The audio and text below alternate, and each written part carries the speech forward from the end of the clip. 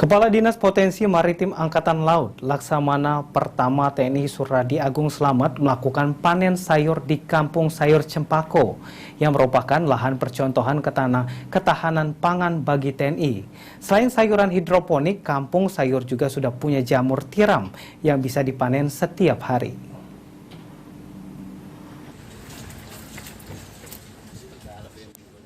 Kampung Sayur Cempako yang berada di Kelurahan 26 Ilir, Kota Palembang, hari ini melakukan panen sayur bersama Kepala Dinas Potensi Maritim Angkatan Laut Laksamana Pertama TNI Suradi Agung Slamet.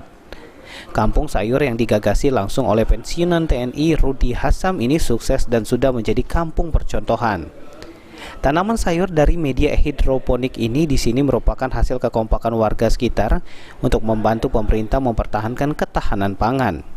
Selain tanaman sayur, Kampung Sayur juga memiliki tanaman jamur tiram yang panen setiap hari.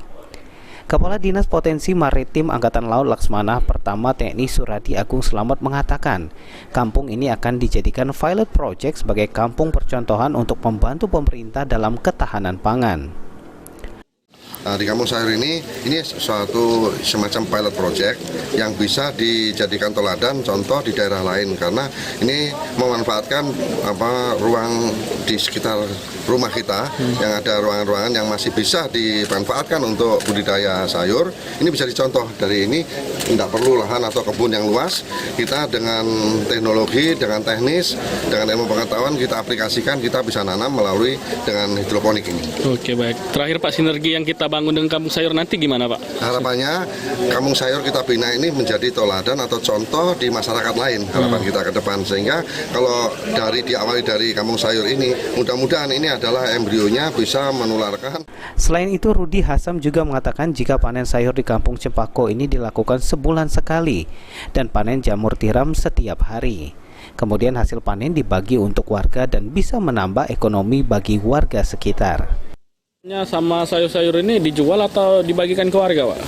Untuk jamur tiram ini ibu-ibu di sini kita percayakan, jadi panen sendiri, jual sendiri. Yang penting nanti kita ada kas untuk pembelian backlog yang baru atau untuk bibit yang baru. Berarti dijual, banyak ya? Ya.